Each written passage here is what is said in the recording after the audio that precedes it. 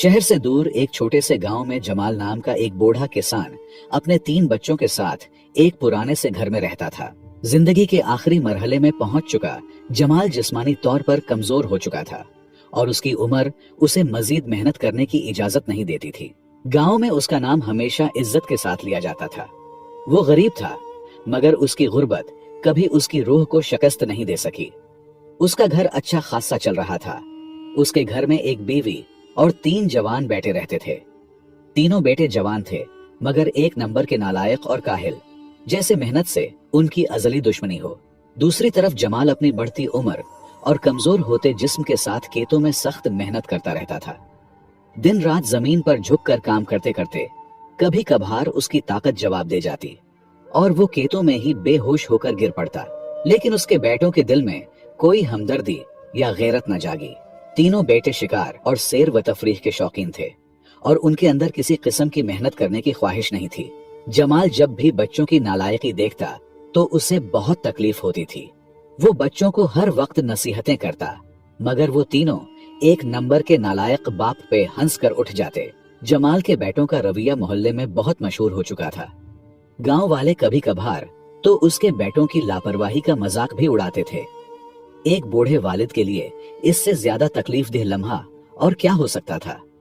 जमाल की जिंदगी की सबसे बड़ी परेशानी यही थी कि वो अपने बच्चों को मेहनत की अहमियत कैसे समझाए। बिलआखिर बूढ़े किसान ने अपनी दानाई से एक अनोखा मंसूबा बनाया। वो जानता था कि बराहे रास्त नसीहत या डांट पिटकार का कोई फायदा नहीं, क्योंकि उसके बेटे अब बड़े हो चुके थे। शाम को जमाल ने अपने बेटों को बुलाया। थके हुए लहजे में उसने उनसे कहा, बेटा, मैं अब बहुत बीमार हूँ और मुझ में मजीद अकेला काम करने की ताकत नहीं रही। मुझे तुम सबके सहारे की जरूरत है। वो कुछ देर रुका, फिर अपनी जिंदगी की सख्तियों और मेहनत के किस्से सुनाने लगा। इन दास्तानों के जरिए उनके दिल में रहम जगाने की कोशिश करता रहा। फिर उसने बड़े बेटे से मुखातब होकर कहा, बेटा, कल तुम और तुम्हारा दूसरा भाई खेत में मेरे साथ काम करोगे।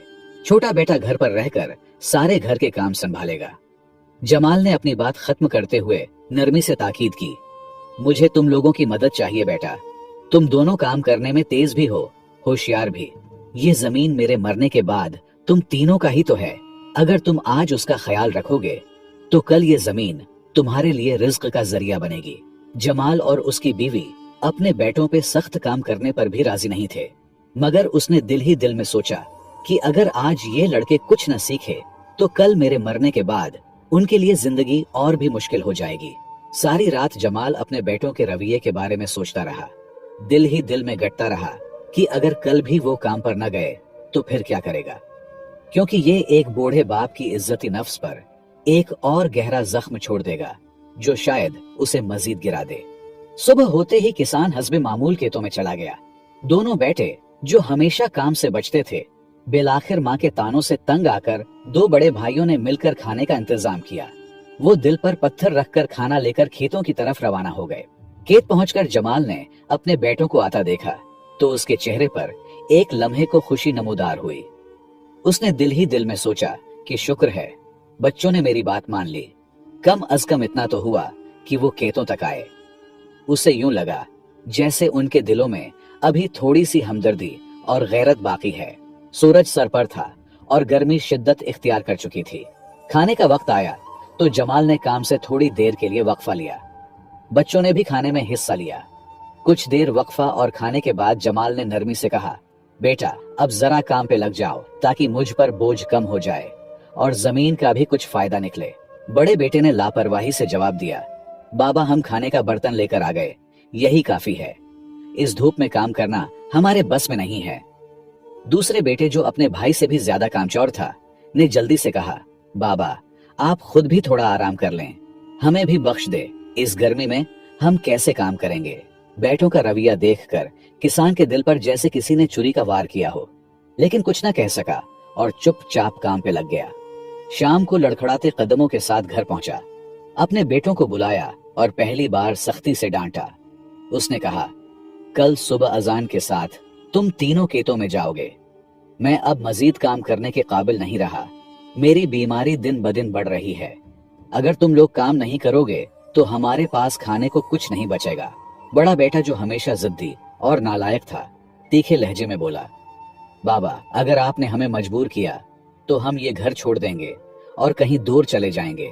फिर जब हमारी कमी महसूस होगी तब आपको खुद समझ आएगा। ये बात सुनकर जमाल गुस्से से कांप उठा। उसने जब्त खो दिया और बड़े बेटे पर हाथ उठा दिया। बेटे ने दिल ही दिल में बहुत बुरा महसूस किया, लेकिन कुछ बोला नहीं। जमाल के गुस्से का सामना बाकी भाइयों को भी करना पड़ा। बड़ा बेटा, जो वालिदैन का पहला सहारा होता है, इस तरह के अल्फाज इस्तेमाल करके वालिदैन के दिल पर गहरा जख्म दे गया, जैसे उनकी सारी मेहनत और कुर्बानियां बेमानी थीं। किसान आंसू भरे आंखों के साथ अपने कमरे में चला गया। सुबह होते ही तीनों भाई खामोशी से घर छोड़कर निकल गए और शहर की तरफ रवाना हो गए। जमाल, जो ये सब नहीं जानता था, खुश था और सोचने लगा कि शायद उनके दिल में गैरत जागी है और वो खेतों की तरफ निकले हैं। दोपहर में उसने सोचा, बच्चों के लिए खाना खेतों में ले जाता हूँ ताकि वो आसानी से काम कर सकें। अगर खाने के लिए घर आए तो वो फिर बहाने बनाएंगे। किसान ने खुशी खुशी खाने का इंतजाम किया और खेतों का रुख किया। जब खेतों में पहुंचा और बेटों को वहां न पाया तो उसके दिल को शदीद धचका लगा। उसने आसपास के जमींदारों से पूछा, मेरे बेटे सुबह आए थे, आपने उन्हें कहीं देखा तो नहीं है? जमींदारों ने जवाब दिया, नहीं जमाल भाई, हमने तो सुबह से किसी को यहाँ नहीं देखा। ये सुनकर जमाल, जो पहले ही बीमारियों और बुढ़ापे से लड़ रहा था, धूप में बेहोश होकर जमीन पर गिर गया। वो बेटों की जुदाई और उनके रवैये की बेहिसी बर्दाश्त नहीं कर पा रहा था। सख्ती करने के अलावा वो बेचारा और कर भी क्या सकता था। काफी वक्त बाद होश आया और घर लौटा। घर पहुंचकर उसने अपनी बीवी को अफसरदगी से सारी बात बताई। ये सुनकर माँ भी गम से कुछ न कह सका। दूसरी तरफ तीनों भाई माँ बाप को छोड़कर शहर पहुंच चुके थे। शहर पहुंचते ही जो भी जमा पूंजी थी, खाने पीने पर खर्च कर दी। जल्द ही उनके पास वापसी का किराया भी न बचा। अगले दिन वो एक दूसरे से सवाल करने लगे कि कहां से इतने पैसे आए कि घर वापस जा सकें। लोगों से भी मांगे, लेकिन जवाब में ताने ही मिले। आखिरकार एक ने तजवीज दी, क्यों ना हम कुछ देर के लिए काम करें, इतने पैसे जमा हो कि घर वापस जा सकें। इस बात पर तीनों ने हाँ कर दी और करीबी दुकान पर काम करने लगे। लेकिन तीनों भाई काम करने के आदी नहीं थे। दुकानदार ने सोचा था कि ये मजबूत नौजवान हैं, मेरे सारे काम कर लेंगे, मगर उनकी नाअहली जल्द ही वाज़ेह हो गई। तीनों मिलकर एक शख्स का काम भी ठीक से नहीं कर पाते थे। वो थोड़ी देर काम करते, फिर आराम के बहाने ढूंढने लगते। दुकानदार को भी जल्द ही अंदाजा हो गया कि ये लड़के मेहनत करने के काबिल नहीं हैं। सारा दिन दुकान पर काम करने की नाहिली में गुजर गया, लेकिन शाम को दुकानदार ने उन्हें कुछ पैसे दे दिए। ये रकम देखकर तीनों भाई बहुत खुश हुए और अगले दिन घर की राह ली। जब वो घर पहुंचे तो वालिदैन की उदासी में कुछ कमी आई। माँ ने जल्दी से खाना पेश किया और उनके आराम के लिए इंतजाम किया। जब बेटे खा पीकर सुकून से बैठे तो वालिद ने उन्हें अपने दिल का हाल सुनाना शुरू किया। आंखों में आंसू लिए वो कहने लगे, बेटा, मैं सारी रात जागता हूँ इस फिक्र में कि मेरे बाद तुम्हारा क्या होगा। तुम्हारी माँ तो भूखी मर जाएगी। मेरी उम्र गुजर गई, लेकिन तुम लोगों की बेफिक्री ने मेरे दिल को दुखों से भर दिया है। इस उम्र में लोग कितने सुकून में रहते हैं, लेकिन तुम तीनों की इस रवैये की वजह से मैं गम में ही मर जाऊंगा। वालिद की बातों ने बेटों के दिल में हल्का सा असर डाला। उन्होंने आहिस्ता से खेत जाने की रजामंदी जाहिर की। शहर में थोड़ी सी मजदूरी ने उनमें थोड़ी बहुत हिम्मत तो जरूर पैदा की थी, लेकिन उनका रवैया अब भी नालायकी से खाली नहीं हुआ था। वो खेतों में जाते, मगर काम करने की बजाय वक्त गुजार कर वापस आ जाते। एक दिन का काम भी ठीक से नहीं कर पाते। किसान ने महसूस किया कि उन्हें बेदार करने के लिए एक और आखिरी कदम उठाना पड़ेगा। उसने तीनों को फिर बुलाया और कहा, बेटा, मैंने सोचा कि मैं तुम तीनों की शादी देखूं, लेकिन ऐसा मुमकिन नहीं लग रहा। मैं एक राज बताता हूँ जो शायद मेरे बाद तुम्हें मुश्किल वक्त में काम आए। बेटों ने निदामत के साथ कहा, जी अब्बा, बताएं। किसान ने कहा, बेटा, ये जमीन जो मैं काश्त कर रहा हूँ, मेरे वालिद ने मुझे विरासत में दी थी। मैंने सोचा था कि उसे बेच दूं ताकि तुम तीनों की शादी के इंतजामात हो सकें, लेकिन उसमें एक राज छुपा है जिसकी वजह से मैं ये जमीन फिरोख्त नहीं करना चाहता। तीनों बेटों ने लालच भरे लहजे में पूछा, अब्बा, क्या राज है, जल्दी बताएं। किसान ने आहिस्ता से कहा, बेटा, मेरे वालिद साहब ने इसी जमीन में मेरे सामने सोने और अशरफियों का एक खजाना दफन किया था। उन्होंने कहा था कि ये मुश्किल वक्त में काम आएगा। मैंने तो नहीं निकाला, लेकिन अब तुम्हारी बारी है। अगर वो खजाना तुमने निकाल लिया तो तुम पूरे मोहल्ले के अमीर बन जाओगे। ये सुनकर तीनों बेटों के चेहरों पर हैरत और खुशी के आसार नजर आने लगे। खजाने की लालच ने उन्हें जमीन खोदने पर आमादा कर दिया। वो दिन भर खेत में खजाने की तलाश में मसरूफ रहते, लेकिन शाम को खाली हाथ लौटते। सारा खेत खोदने के बाद उन्होंने बाप से शिकायत की, अब्बा हमें तो कुछ नहीं मिला, अब क्या करें। किसान बेटों को साथ लेकर खेत में पहुंचा, लेकिन जो मंजर सामने था उसे देखकर हैरान रह गया। उन्होंने वाकई सारा खेत खोद डाला था। वो दानाई के साथ मुस्कुराया और सुकून से कहा, ये खेत अब तैयार है, आप तीनों ने अच्छी तरह जमीन की सफाई कर ली है, तो क्यों ना उसमें बीज डाल दें। बारिश आएगी, फसल उगेगी और अच्छी पैदावार होगी।